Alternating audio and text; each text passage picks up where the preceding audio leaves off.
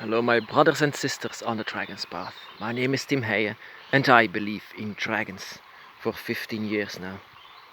Ever since the first time that the dragon came to me, a beautiful, beautiful sight, beautiful feeling.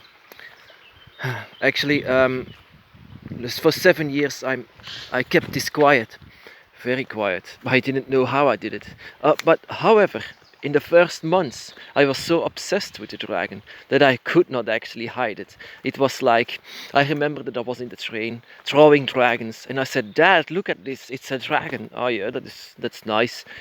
But that's it. I said, "Why don't we worship this?" I was giving hints, and after a few months, when I was so excited for the dragon, so that the dragon was real, and I really lived it. It was amazing, this feeling. But from one day to another, my dragon said, "Enough, stop this."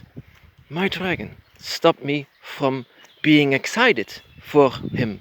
But because I was overexcited, I was exaggerating to the people, and I was not approaching them how it should be. The dragon and me had a conversation, because of this conversation, I finally realized how it sounded for the people that are outside of the dragon's path. For them, this is just a fairy tale or a face or something that cannot be seen as serious. So I said, "Yeah, you're right." And so my necklace came inside of my shirt, and I didn't let anyone know anymore for 7 years that I believed in dragons. And that was actually a bit hard, because I wanted to talk about the dragon, I wanted to show the dragon, and I wanted to say everyone should worship the dragon because they are gods, they are deities. Why are we worshipping some kind of a guy on a cloud while the true God is the dragon?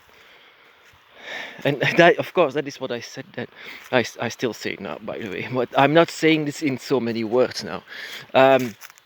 Later on, so I kept everything quiet for a long time, because even after a while, after a few years later, I started to think that I was going crazy, and I was completely, alone in this world with believing in dragons. And so yes, I so for 7 years I tried to keep it hidden. On the internet, of course, I was trying to search incognito, so under the shadows. I'm saying, who does believe in dragons? And then no, yeah, no one. Okay. So I later on I became interested in magical kind of stuff, in the in how can I say it, in the occult. I was more and more interested in that, in order to find my dragon, because I could immediately put a link between the dragon and magic. In the beginning, I said, "Nah, come on, dragons and magic, Puff the Magic Dragon, come on, that is not a thing." But there's a reason why Puff the Magic Dragon exists. Because children can see this, and children immediately said, "Oh, it's magic," because things happen. You see, when they see a dragon, that enough in itself is magic, because it's manipulation of nature.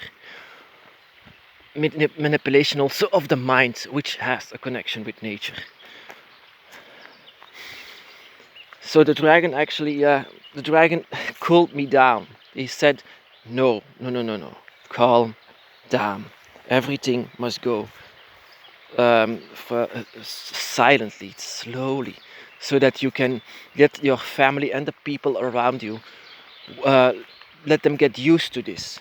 So one day you will say it, a bit of it, and then you will continue to say."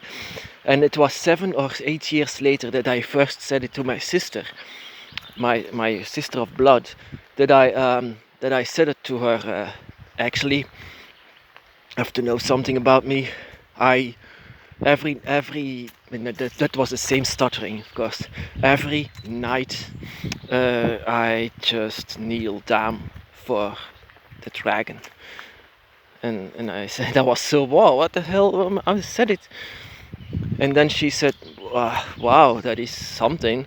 But it seemed that she respected this, and I never expected actually a response like that, because later on I also told a lot of people later on about my faith in the dragon, and it was actually lesser positive. It was more like or devil or crazy. It was one of the two, or drugs. That is still something that I heard a lot. So I had to approach people slowly, and that is actually what the dragon said, because I was saying things like dragons, why don't you worship dragons? Something like put this statue away and put a dragon in its place, because that is the true God. We all have to see and to look into the godlike eyes of the dragon. Yeah, I was actually, my mind was completely gone. That is what a dragon does to you, my brothers and sisters. If you have this awakening and they touch you, that is how your connection can be. How it can actually that you can change your mind to something. I mean, just before that, I didn't believe in this. I didn't believe in the dragon. I didn't believe in magic. I didn't believe in anything. I was atheist 100%. And then from one day to another, I was like that, obsessed, because I accepted this path. But by accepting it, I was also seemed to lose my mind a bit about the dragon, because I could feel the dragon. I could even feel their emotions, and I could even feel what they are thinking. I was talking to the dragon, and was so uh, amazing. So I wanted to tell the world, and I cannot, because this world is not ready for the dragon. I mean, humanity is not ready for the dragon. They need to be approached by the allies of the dragon before they can return. But not now. Not now is not the thing. But for us, my brothers and sisters, we can always be with the dragon. Always. My brothers and sisters, be blessed.